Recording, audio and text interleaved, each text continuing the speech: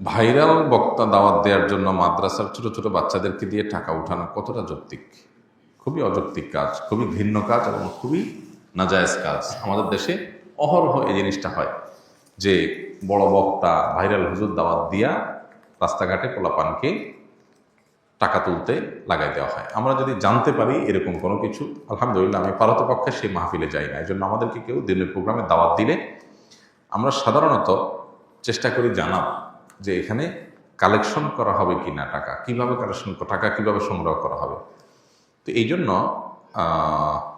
অবশ্যই একজন মুসলমান হিসাবে আমাদের কর্তব্য ইসলাম এবং মুসলমানদের যেন বদনাম না হয় সেরকম কোনো প্রক্রিয়া পদ্ধতি অবলম্বন করা।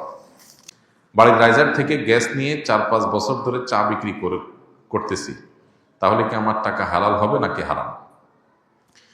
রাইজার থেকে গ্যাস নিয়ে বিক্রি করেছেন, আপনার বৈধ লাইন যদি থাকে, মিটার থাকে বা মাসে মাসে বিল দেওয়ার সিস্টেম থাকে, সেখান থেকেও লাইন নিয়ে যদি আপনি চা বিক্রি করেন তাহলে সেটা নাজায়েজ কাজ। কেন? কারণ আপনার এই লাইনটা বাণিজ্যিকভাবে ব্যবহার করার জন্য দেওয়া হয় না, আবাসিকের জন্য দেওয়া হয়েছে। গ্যাস বিক্রির কর্তৃপক্ষ গ্যাস বিক্রি করার সময় ব্যবসার উদ্দেশ্যে করলে সেটা একটা রেট রেখেছেন, আবাসিক বাড়ির জন্য আরেকটা রেট রেখেছেন। এখানে ভর্তুকি ইত্যাদি থাকে আমরা জানি। তো ভর্তুকি কোথায় দেওয়া হবে না হবে সেটা কর্তৃপক্ষের এখতিয়ারাধীন বিষয়। যেহেতু ব্যবসায় আপনি ব্যবহার করেছেন, এটা আপনার জন্য নাজায়েজ হয়েছে। অবশ্যই আপনার এই উপার্জন হালাল উপার্জন হবে না যদি আপনি চোরাই করা গ্যাস বা অবৈধ পথে নেওয়া গ্যাস দিয়ে চা বানায় সেটা বিক্রি করে উপার্জন করেন। এখন করণীয় কি?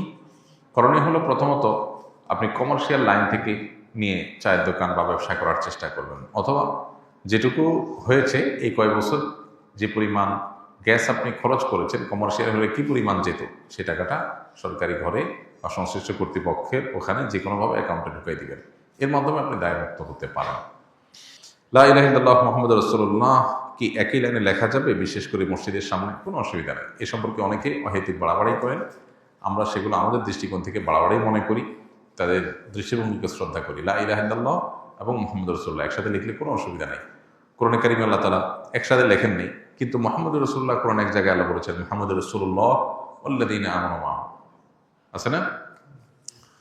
কোরআনে কারিমে মুহাম্মাদুর রাসূলুল্লাহ একসাথে আছে, আবার লা ইলাহা ইল্লাল্লাহ এটার কথাও কোরআনে আছে। অতএব দুই আয়াতের অংশ বিশেষ আমাদের তাওহীদ এবং রিসালাতের প্রতি ঈমান এটাকে প্রকাশ ঘটায়। এই দুটাকে একসাথে লিখলে কোনো অসুবিধা নেই। বিভিন্ন হাদিসের আলোকেও এটি জায়েজ সাব্যস্ত হয়, বিধায় মসজিদে বা অন্য কোথাও এটা লিখতে সমস্যা নেই।